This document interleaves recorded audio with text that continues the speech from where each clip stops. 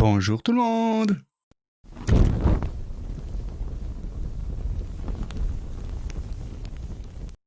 On va regarder un peu ensemble la documentation tout simplement et on va essayer de créer une petite admin en voyant d'une part si la documentation est bien faite et d'autre part jusqu'où on peut aller facilement avec l'outil. Donc le principe de React Admin c'est quoi? C'est ce qu'ils disent, c'est un web framework pour B2B application. Donc en réalité, ça permet très simplement de créer une interface d'admin pour plus ou moins n'importe quel site web. Du coup c'est bien ma fille que vous entendez derrière, hein, pas de souci. On va ajouter React Admin, comme il le demande.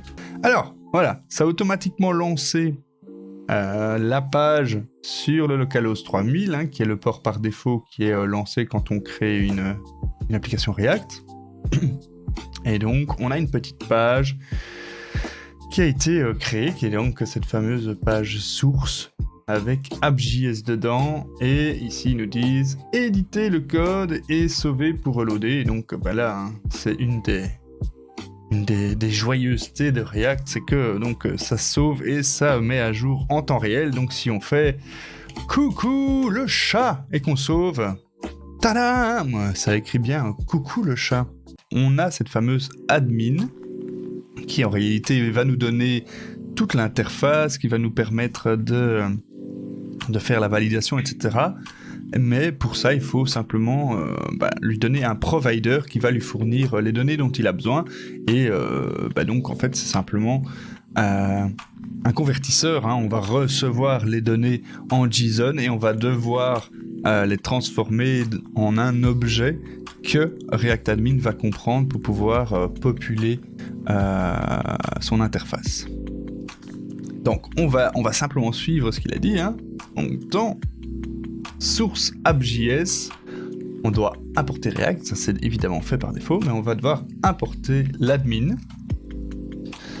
Donc, import admin from React admin, et ensuite on va importer ce fameux JSON Server Provider qui vient de React admin, hein, RA data JSON Server. Donc ça c'est une petite librairie qui se sont amusés à mon avis à créer pour justement simplifier leur tutoriel. Alors du coup on n'a plus besoin de ça hein, puisque ça c'était pour la démo de React App. Par contre on va tout supprimer parce qu'on est des fous. Voilà, donc on n'a rien du tout. Hein. On a importé React, on a importé l'interface d'admin et on a importé ce fameux JSON Server Provider. Et donc ensuite, ce qu'il propose de faire, c'est de créer un provider sur base de cette fameuse librairie JSON Server Provider et d'aller appeler une URL de JSON Placeholder ici. Et ensuite, simplement de créer notre composant app.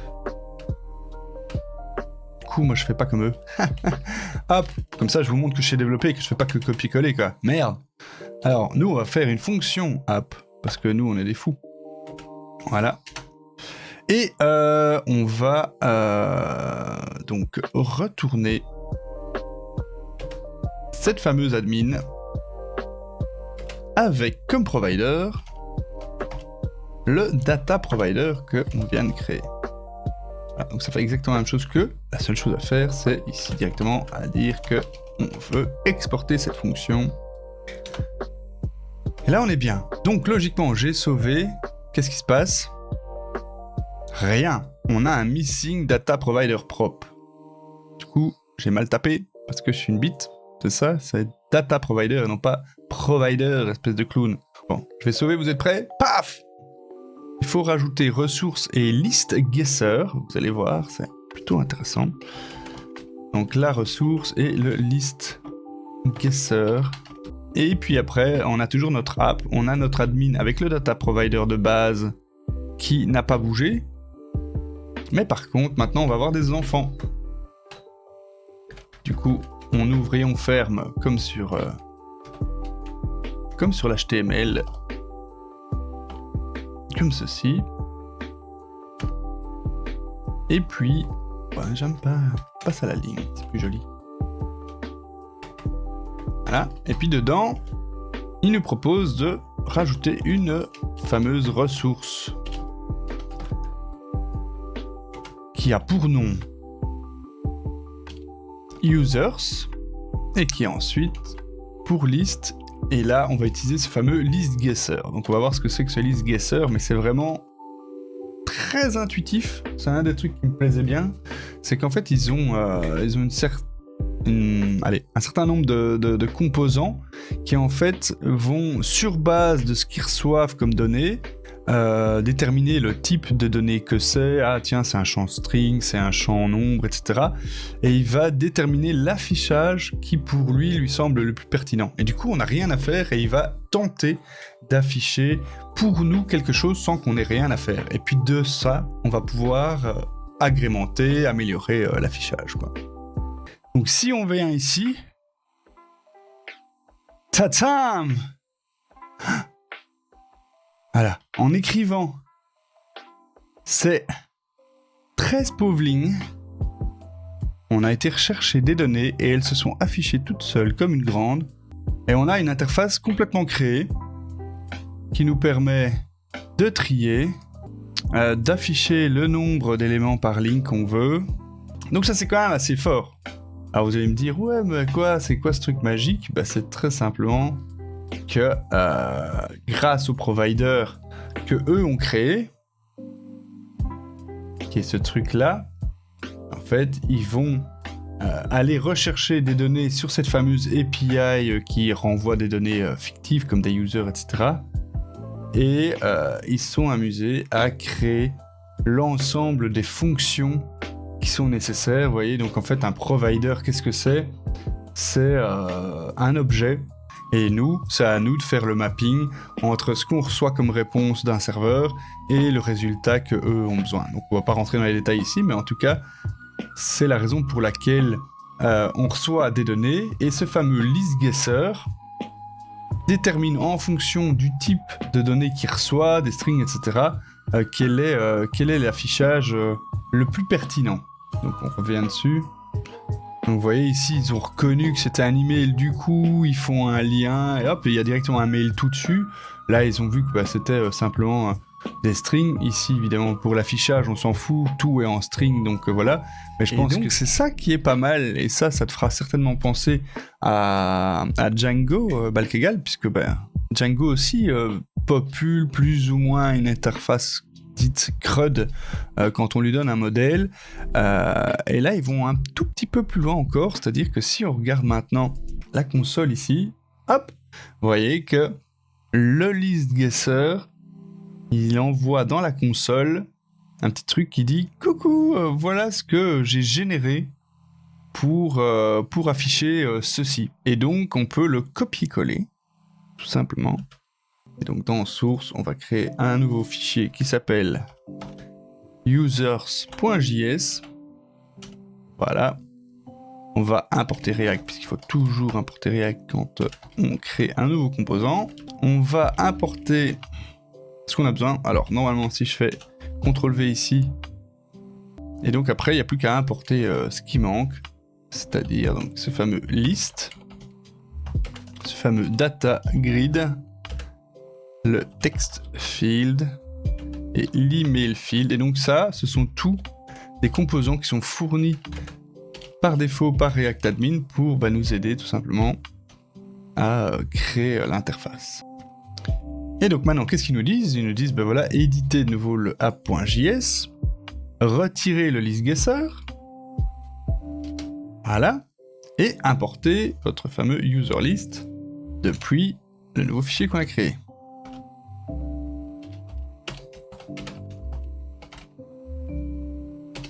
Et là, il y a de l'autocomplete. Hop, voilà. Et donc, au lieu d'utiliser le list guesser, on va utiliser le user list ici. Si je retourne là, ça va rafraîchir et ça fait exactement la même chose. C'est magnifique. Mais maintenant, vous allez me dire, mais pourquoi t'as fait ça? Parce que maintenant, évidemment, ce qui est génial, c'est que ce truc-là, on va pouvoir l'éditer. Si on se dit, par exemple, en fait, l'ID ce serait mieux que ça s'affiche en bleu, en vert, en jaune, ou que ce soit cliquable, etc. Eh bien, on va pouvoir changer et remplacer ce fameux text field par un autre champ que React Admin peut nous fournir, ou par notre propre composant qu'on aurait créé, tout simplement. Ok, donc on a fait ça, on a remplacé par le user list et on a exactement le même résultat, ce qui est bien. Donc ils disent bien, il n'y a pas de changement visible, bah ouais, puisqu'on a copié-collé le truc et que c'était le résultat de ce que le list guesser nous avait donné. Et donc, on a bien un data grid, hein, donc le data grid, c'est en général ces fameux tableaux de colonnes qu'on peut s'amuser à trier, ordonner, etc. Et dedans, on a fourni toute une liste de champs, et on précise la source, donc en fait c'est là où il va y avoir un mapping entre le nom du text field et la propriété qui existe sur l'API. Donc pour chaque, on donne la propriété, donc le nom qui est donné pour chacun des éléments de l'API, et grâce à ça, eh bien, on peut afficher. Donc ici, par exemple, on voit qu'on a adresse.street. Ça veut donc dire qu'ici, on a un objet où, en plus de street, on a certainement country, etc., etc., etc. On peut d'ailleurs le faire sans savoir ce qu'il se passe. Attention, mesdames et messieurs, devant vos yeux ébahis, sans savoir si ça peut marcher, je teste. Je dis, tiens, affiche-moi aussi le country. Est-ce que ça marche ? Alors, ça a marché, ça m'a bien rajouté un truc, mais country n'a pas été rajouté dans l'élément. Du coup, je sais pas ce qu'il y a alors. Je suis un peu triste. Et donc, c'est là où on peut faire le hacker fou, parce que nous, on est des fous. Et on peut voir ce qu'il nous renvoie, ce petit coquin. Voilà. Donc ça, ici, c'est le call API qui a été fait. J'ai pas dit Siri. Il s'excite l'autre, hein.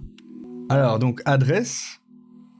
Ah voilà, ils n'ont pas renvoyé le country. Mais par contre, j'aurais pu utiliser city. Donc logiquement, si je dis, bah tiens, maintenant, en fait, en plus de la rue, je veux la ville. Paf, et voilà. Ça fait le mapping entre adresse.city qui vient donc de l'API, et ça me donne automatiquement une nouvelle colonne avec le mapping. C'est assez magique. Donc, on a été plus loin qu'eux, hein, parce qu'on ne sait pas s'en empêcher. Maintenant, les field types. Donc, on a vu qu'on avait utilisé le text field et l'email field, mais il y a certainement d'autres composants disponibles. Donc, par exemple, pour le website, ça ressemble à une URL. Du coup, on pourrait utiliser un lien pour aller là-dessus. Et grâce à URL field, donc très clairement ici, si on va chercher URL field et qu'on le met à la fin, URL field avec comme pour source, ce sera donc website. On sauve. And voilà. Maintenant, au lieu d'être un bête champ texte classique, maintenant c'est devenu un lien vers le site web de chacun. Très très simple. J'aime beaucoup ça. Je pense que c'est évidemment le but un petit peu de ce test, c'est de voir à quel point c'est facile de se connecter à une API existante ou de créer rapidement une API, et de voir à quel point on peut avoir une chouette interface d'admin sans devoir implémenter tous les composants, toute la gestion des formulaires, de la validation, etc. Et j'avoue que jusqu'ici, le résultat est plutôt probant, quoi. On va rajouter une deuxième ressource. Come on. Ressource avec pour nom post, et on va réutiliser le list guesser pour aller chercher cette information là. On sauve, on voit que automatiquement il a été faire une requête vers la fausse API post avec un body, un titre, un ID et un user ID. Voilà, donc très bien. Et donc sur base de ce truc là, on va pouvoir, grâce au user ID, faire un lien très certainement vers le user. Je pense que c'est ça qu'ils vont vouloir nous montrer juste après. Ah oui, c'est ça, voilà, regardez. Hop, automatiquement, il nous a proposé donc l'export de ce qu'il a affiché ici. Ah oui, donc c'est déjà un lien. Oh, donc on va créer un post list composant. Très bien, donc j'ai bien fait de faire ça. On crée donc un nouveau fichier qu'on va appeler post.js.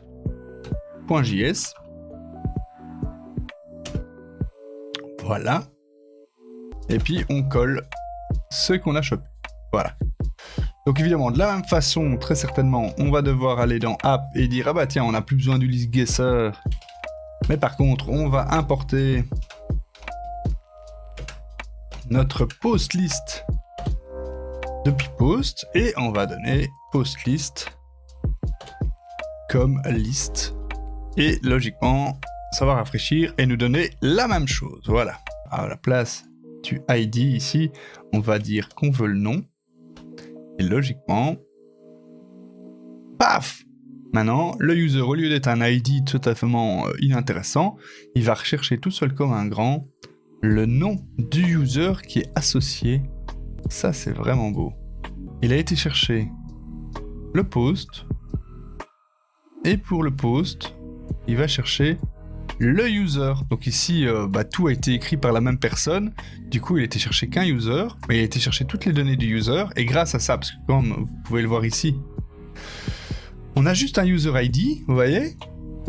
Du coup, on n'a pas le nom ici. Et donc, comme il a réussi à faire le lien entre le user ID et le user en allant demander le user ID 1, ici, hop, automatiquement, il a le nom et toutes les informations du user, et il peut faire le mapping directement dans la liste des posts, il peut directement afficher le nom à la place du user ID. Donc ils ont aussi un composant edit button. A priori, on n'a rien besoin de lui dire, et il est suffisamment intelligent que pour créer le bouton d'édition qui est lié.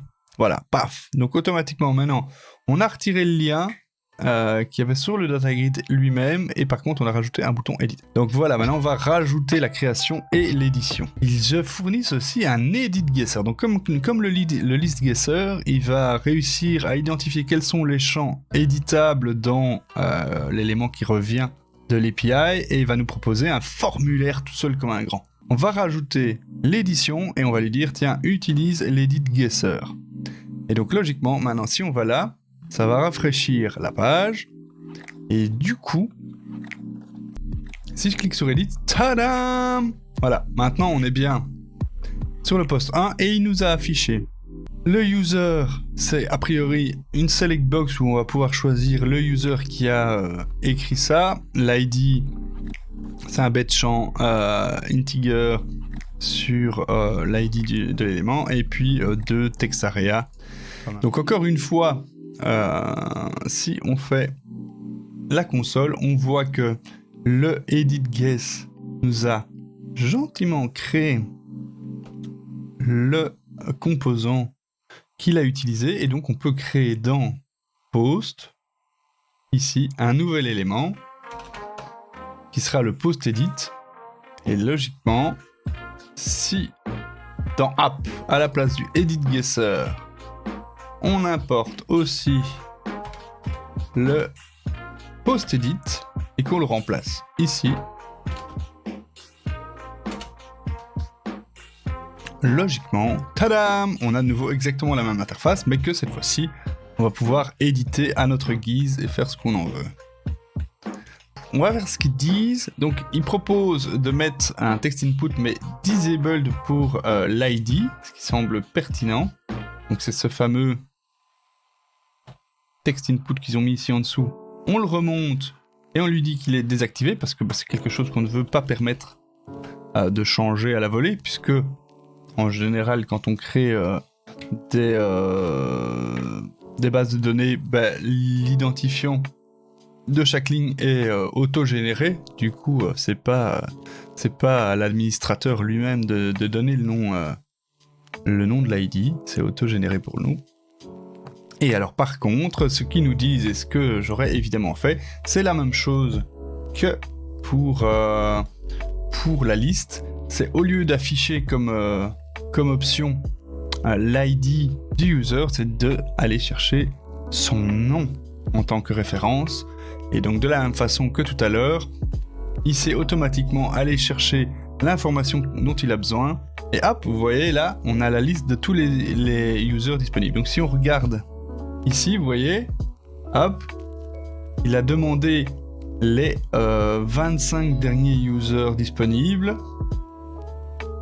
Il nous a récupéré la liste complète et sur base de cette liste, on lui a demandé d'aller récupérer le nom et ça a auto-généré la liste des derniers noms qu'on va pouvoir sélectionner. Donc si on veut, on peut changer et dire ah bah non, finalement, c'est pas Liane Graham qui a écrit ça, mais c'est Nicolas Rufosov. Et automatiquement, bah, ça doit sauver le truc. Bon, je vais pas cliquer sur save encore parce qu'on va continuer à lire. Hein. Voilà. Alors un autre truc qu'il nous propose, qui est plutôt pertinent, c'est ce que je vous disais tout à l'heure. Au lieu de dire un text input classique, on va dire que c'est un text input multiline, ce qui va en réalité créer un text area plutôt que un text field classique.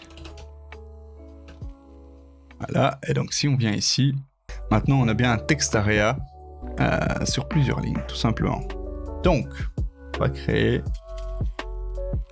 un copier-coller de celui-là, qu'on va appeler post create. Voilà. Donc on va importer post create et on va rajouter la possibilité de créer un nouveau post. Voilà. Et donc de la même façon, si on vient ici, hop, vous avez vu, simplement en rajoutant la propriété create, hop, ça a rajouté ici au-dessus un bouton create. Si on clique dessus, ça va logiquement créer un formulaire qui va nous permettre de créer simplement le prochain post. Alors avec... Ah! C'est bon. C'est juste Moinax qui sait pas lire. Moinax a fait ce que la plupart des utilisateurs font quand ils lisent InDoc. Ils ne lisent pas vraiment. Et du coup, j'ai voulu le faire moi-même. Et regardez, ici, ils l'ont dit. Alors, moi je l'ai fait ici. J'ai fait, bah oui, j'ai remplacé edit par create dans le nom. Mais il faut aussi remplacer par create ici, évidemment. Ah, ce user est nul. On a bien notre liste de users, c'est parfait. Et donc on peut mettre un titre. Alors, le fameux optimistic rendering et le undo. Ça, c'était aussi un truc qui était plutôt intéressant sur React Admin. C'est que toute cette gestion de la sauvegarde a été déjà pensée par eux. Et donc, en fait, quand vous allez sauvegarder un élément en DB, il va, au niveau de l'interface, vous dire que c'est fait. Tout simplement, il fait OK, c'est bon, c'est fait. C'est ce qu'on appelle l'optimistic rendering. Et en fait, eux, derrière vont attendre un certain laps de temps. Je pense qu'ici c'est 5 secondes, voilà, c'est noté un peu plus bas. Ils vont attendre 5 secondes avant de réellement faire le post. Et ça a quoi comme avantage? C'est ce qu'on a aussi maintenant sur la plupart des clients email, c'est que pendant ce laps de temps, il y a un petit bouton qui va apparaître en disant « Oh, annuler !» Et comme ça, vous avez 5 secondes pour vous rendre compte que vous avez fait une connerie et vous pouvez annuler et donc la requête ne sera jamais envoyée vers le serveur, ce qui est plutôt cool. Et par contre, si les 5 secondes sont passées, ça fait la mise à jour vers le serveur et s'il y a un problème, il y aura quand même un retour qui fera tiens, finalement, on t'a dit que c'était sauvé, mais c'est pas tout à fait le cas, il s'est passé un problème et tu vas pouvoir fixer ça, quoi. Donc, dans Post, ce qu'il nous propose de faire, c'est de créer un post title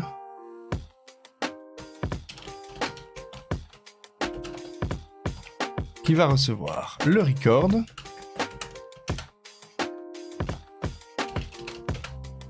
et du coup, on se crée notre petit composant tout léger.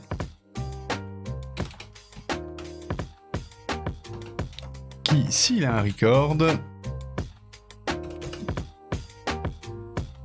on va afficher le record.title. Sinon, on va rien écrire du tout. Voilà. Et du coup, sur l'edit, on va afficher le titre avec le composant postTitle. Passer en propriété. Et logiquement, hop, et voilà, maintenant on a le titre qui prend le title qu'on a ici en lieu et place de l'ID par défaut. Aussi simple que ça, donc ça c'est plutôt cool. Alors, on peut rajouter de la recherche et des filtres à la liste, ah, ça c'est bien aussi. Donc toujours dans Post, et on crée un post filter qui reçoit les props et qui renvoie donc un filter qui reçoit les props en argument. Et alors on a un text input avec un label recherche, une source qui est le champ Q et qui est always on, ça on verra après ce que ça fait. Et du coup on a référence input avec un label user, la source qui est le user ID, la référence qui est évidemment les users. Qu'est-ce que t'affiches d'autre? Et qui peut être vide a priori. Ok. Et donc du coup, dedans, on affiche un select input qui va utiliser comme option le nom du user. Voilà. Alors évidemment, j'ai oublié de spread les props. Voilà. Et du coup, on va pouvoir rajouter à notre prop list, en plus des props,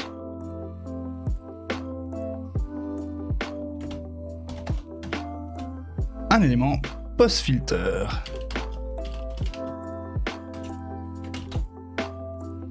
Hop là. Et ça devrait nous rajouter, tadam, un champ de recherche avec des filtres ici, tout simplement, en sachant. Alors, customiser les icônes du menu. Allez, why not? Donc ici, on a les icônes par défaut, et a priori, on peut assez rapidement changer les icônes ici. Donc on retourne dans App, et on va importer des icônes qui sont fournies par Material UI directement. Donc on a le post icon avec Material UI /icons/book, et on a user icon qui vient de groupe. Une fois qu'on a ces deux trucs là, on va dans admin data provider et on va pouvoir rajouter ici un icon post icon et ici un icon user icon. Est-ce que ça marche? Ça marche! Alors, maintenant, qu'est-ce qu'ils nous disent? Ils nous disent on pourrait utiliser une homepage custom. Donc, on va créer un nouveau fichier dashboard.js. On va évidemment importer React.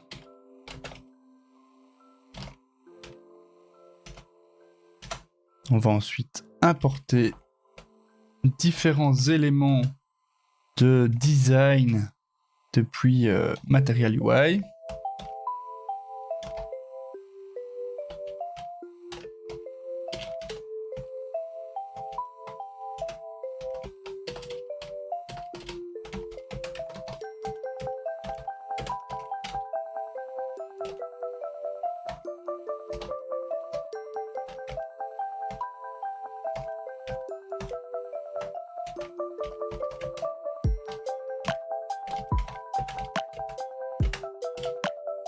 Donc là, on importe les trois composants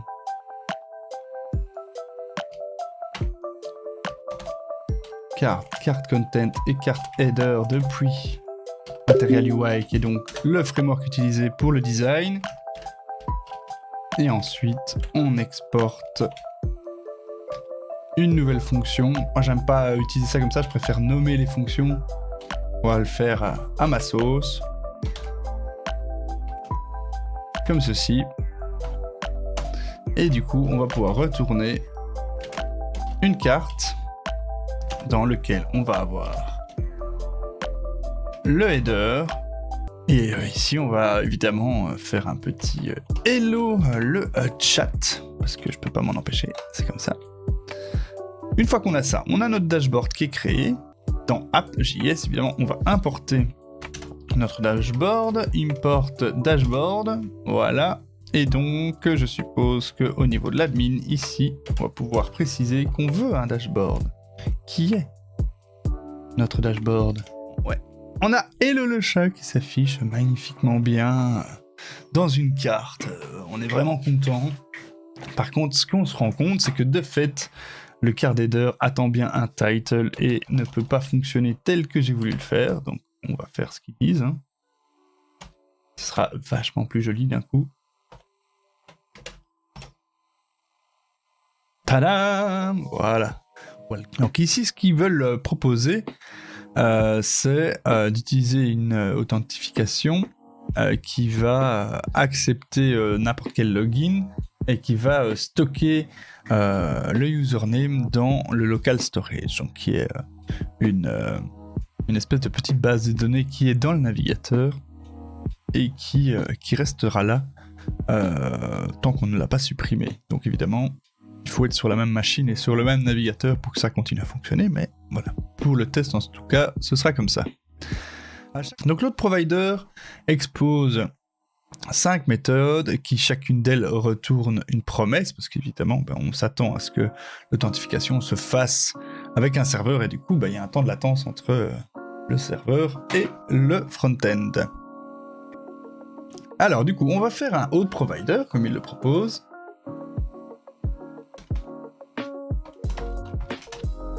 Voilà. Donc ici, l'avantage, que c'est un provider, du coup, c'est pas un composant React. Du coup, on ne doit pas importer React pour le faire. On va simplement exporter par défaut un objet qui va contenir un certain nombre de fonctions qu'on va pouvoir utiliser pour se loguer, se logout, etc. Donc, au niveau du login, on va évidemment recevoir un username.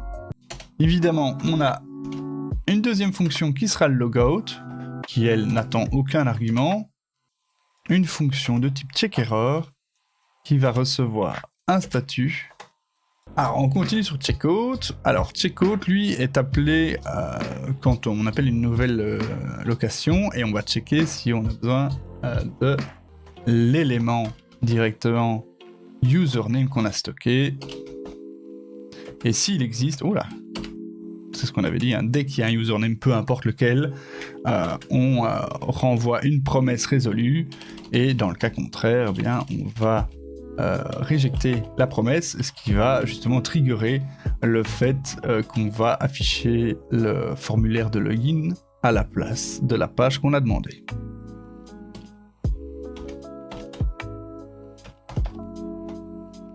Voilà. Et alors, il y a un dernier élément qui est le getPermission, a priori. Et permissions, d'ailleurs, qui dans ce cas-ci, eux, renvoient juste une promesse résolue. Et donc, on va lire un petit peu la doc. Qu'est-ce qu'ils disent? Ils disent, ça c'est appelé aussi lorsque on va sur une nouvelle location pour checker des permissions ou des rôles. Donc là, on peut aller un step plus loin et dire, ok, on a un user authentifié, ça c'est très bien, mais maintenant, est-ce que le user en question a les permissions nécessaires pour le faire? Donc, est-ce qu'il est admin, est-ce qu'il est user classique, est-ce qu'il est modérateur, que sais-je? Et donc, cette API nous permettra simplement de rajouter un level de permission en plus de l'authentification et qui nous permettra de dire, non, cette page-là, elle est uniquement disponible pour les admins. Du coup, si t'es pas avec le rôle admin, tu pourras pas aller dessus. Donc pour rappel, ce qui se passe chez nous, c'est qu'on va avoir un formulaire de login, on va pouvoir lui donner un username, peu importe le username, tout ce qu'il va faire, c'est l'enregistrer dans le local storage, et dès qu'on va demander une page qui nécessite une connexion, on va vérifier tout simplement si ce fameux username existe dans le local storage. Si oui, ça veut dire qu'on est connecté, sinon, eh bien, ça va nous réafficher la page de login. Voilà, ça c'est dans les grandes lignes ce que ça va faire. On va devoir évidemment loader load provider, import auth provider from auth. Ah, j'ai fait une faute de frappe ici, mon petit gars. Ceci n'est pas un composant. Ceci est une librairie. Merci. Ok, donc là on a importé notre auth provider. Et donc, on n'a plus qu'à préciser qu'en plus du data provider, on a un autre provider, qui est donc ce fameux autre provider, évidemment. Eh ouais. Donc maintenant, je peux mettre prout. On va peut-être pas mettre prout. Hein. On va mettre monax parce qu'on est un fou. Ça demande un mot de passe. On s'en fout, puisque ça va pas être sauvé. Et donc, il a déterminé, peu importe le login, peu importe le mot de passe qu'on est rentré, encore une fois, comme je vous l'ai dit, donc il ne check rien du tout. La seule chose qu'il check, c'est que, et si on regarde, on va aller dans Application, Local Storage, vous allez voir que on a ici la clé username qui a été enregistrée avec la valeur monax. Et donc la seule chose qu'il fait, c'est vérifier qu'il y a bien une clé username dans le local storage. Il s'en fout de la valeur pour le moment, c'est juste pour le test, et du coup, il considère qu'on est connecté. Il nous propose de nous déloguer, et donc ce logout est censé appeler la fameuse fonction qu'on a créée sur l'autre provider logout, qui va simplement retirer l'item username, et qui nous redemande du coup notre username ici. Et si on regarde ici, hop, username a disparu. Voilà, aussi simple que ça. Et ça. Donc ça fonctionne bien sur mobile, mais maintenant ça fonctionne moins bien pour les desktops. Du coup, on pourrait utiliser un compromis qui utilise SimpleList sur petit écran et DataGrid sur les autres écrans. Si je fais CTRL-I ici, que j'appuie sur Responsive, je peux donc faire ceci, et donc c'est ça qu'ils expliquent, c'est que dès qu'on commence à voir une taille un peu petite, vous voyez, ça s'affiche encore pas trop mal, mais on commence à avoir des scroll bars qui apparaissent, etc. Et du coup, c'est pas toujours le plus pertinent sur mobile. Donc, ils proposent qu'en fonction de la dimension, on affiche ça différemment. Import use media query depuis Material UI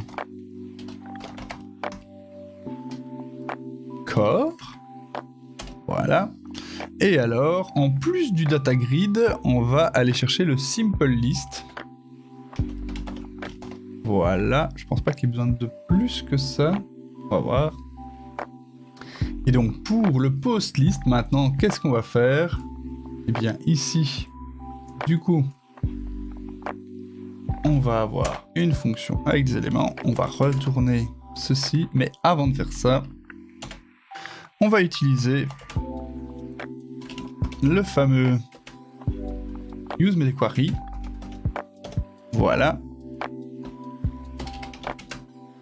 Et alors on va devoir aller chercher le thème a priori.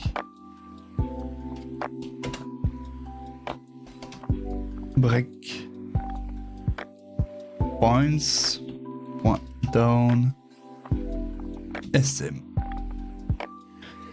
Et donc grâce à ça, on va pouvoir simplement faire une condition ici en disant si c'est small, alors on affiche une façon, et sinon on va afficher la façon actuelle. Donc tout ceci, on va pouvoir le mettre dans la condition, et en tant que première condition. Donc si c'est petit, à ce moment-là, on va utiliser le simple list dont ils ont parlé, en disant qu'on avait plusieurs textes à afficher.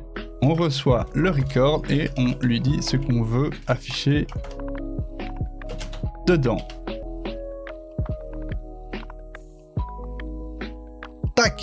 voyez, automatiquement, donc on est passé d'une version data grid, et dès qu'on atteint un certain breakpoint qui a l'air d'être 960, hop, automatiquement, on passe en mode liste, tout simplement. Donc là, on a vu en 2 temps, 3 mouvements qu'on pouvait utiliser les media queries pour simplement afficher un élément de vue de différentes façons, et ça marche. Si on avait voulu, au final, on a 2 informations ici, on aurait très bien pu garder ça plus longtemps. Vous voyez, ici, SM, ça me paraît un peu tôt pour changer. Peut-être qu'ils ont genre XS pour extra small ou quelque chose du genre, on va voir. Qui nous permettrait du coup de continuer à garder ça jusqu'à un certain niveau qui sera ici. Voilà. C'est plus pertinent. Et du coup, maintenant, quand c'est vraiment très petit, on passe à la liste, mais maintenant, on a un peu plus de temps pour utiliser cette version aussi qui marche, comme on le voit, elle marche très bien pendant un certain temps. Sur l'app pour les users, on avait donc la liste, et donc on pourrait très bien faire un edit est égal à edit guesser. Du coup, pas ici. Hop. Bien dans app. Dans app. Ici, on va rajouter edit guesser. Donc on rajoute edit guesser sur le user. On sauve.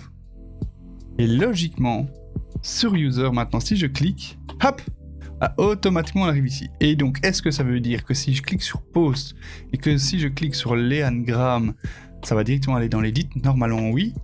Et oui, magnifique. Donc, l'edit guesser, du coup, nous propose l'export de ce fameux user edit et qu'on va pouvoir fine-tuner à notre guise. Donc ça, c'est plutôt cool. C'est plutôt simple. Directement, la liaison entre les deux, c'est faite.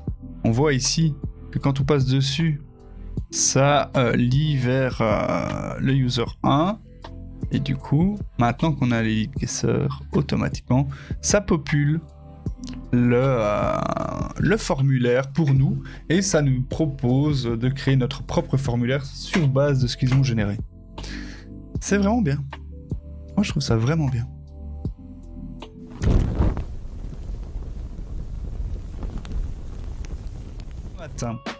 Et voilà, je pense qu'on a fait le tour pour aujourd'hui. Pour avoir plus d'infos, ça fait aussi plaisir. N'hésitez pas à follow la chaîne. Donc normalement, je stream tous les soirs de 21h à minuit, non pas sur du dev, mais plutôt sur des jeux comme PUBG, Rainbow Six, etc. Donc les amis, des bisous à vous tous. On se donne rendez-vous ce soir à 21h pour plus de fun.